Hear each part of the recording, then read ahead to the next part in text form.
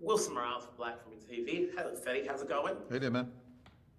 So this is the seventh film, but the second film, if you have to put them in order, right? Yes, technically yes. It is.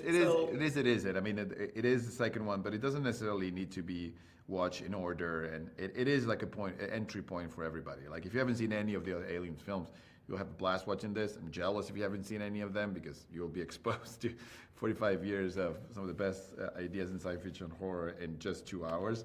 But if you have seen the other ones, you know, you'll discover all those things and all this relationship and all those connections with other films, which is very enjoyable for any fan, right? Now you co-wrote this story, so what made you put this in this order as opposed to like the next follow-up from what we last saw? Well, I feel like that those two are my favorite, right? Alien and Aliens is my favorite, and a lot of it has to do with the world, that tactile, you know, very analogic vibe of those films, you know, pre-holograms, pre-digital things, and it's just a world that I love, and I wanted to, and it hasn't been seen much in movies lately, so I wanted to bring back to the alien world, right? Just to introduce it to a new generation. Not just the new generation, you got a young, pretty much young cast. I think the youngest cast of all of the films before. Was that, did you think of that when coming into it? Like you wanted to bring in not only about a new fan base, but introduce a crop of new actors? Yeah, I don't think much about like bringing a fan base based on their young. Honestly, I don't. I just felt like it was something that hadn't been done in these movies before, and the adults in space, the truckers in space, like the first film, has been done a few times, and by just making them younger, automatically a lot of the situation that you've seen before just feel different right away. They behave differently. They make decisions differently than someone in their 50s. So that was something that was exciting from the very beginning. It's also inspired by, there was a scene on Aliens on the extended cut where you could see a bunch of kids running around a colony, and I thought like, wow, what's hard it's gonna be for those kids when they're in their 20s and they want to get out of there and they just don't want to accept that reality for themselves.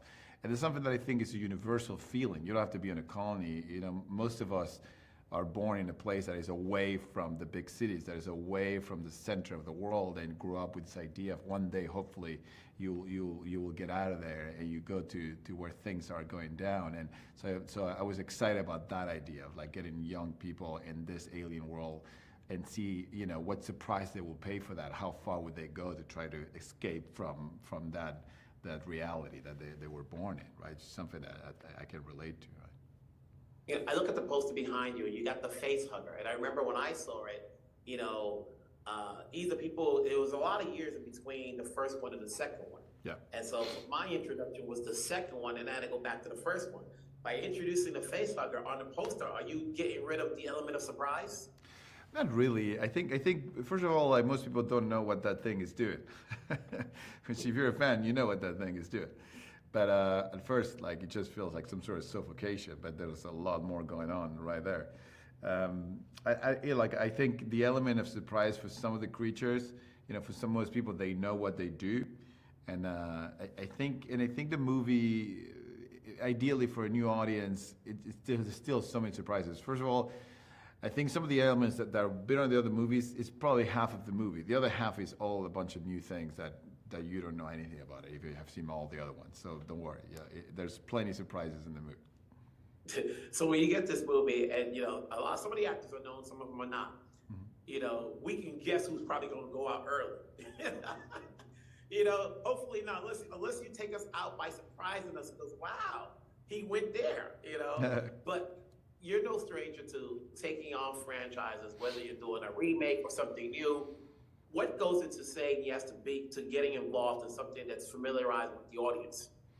So what's the question again? What goes into, you know, you're no stranger to doing, you know, being part of other franchises. So what goes into saying yes to taking on these types of projects? I think usually because I grew up watching these movies and loving them, and as a filmmaker, like usually what you want to do, you want to travel to those worlds that as a kid you loved, and when you're trying to reproduce them, you know, when you think about stories, it's not uncommon that you go there.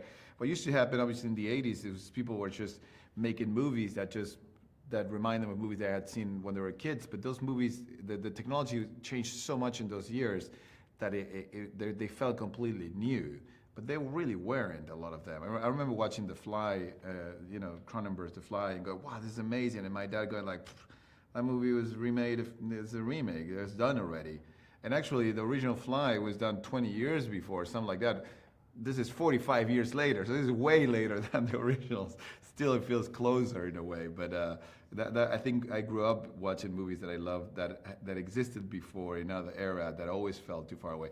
So for me, my intention a lot of times with these things is like, it's like the best stories that you have to keep telling them at the campfire. You have to keep them alive, right? Is a way of keeping them alive, and like I did with Evil Dead with my first film.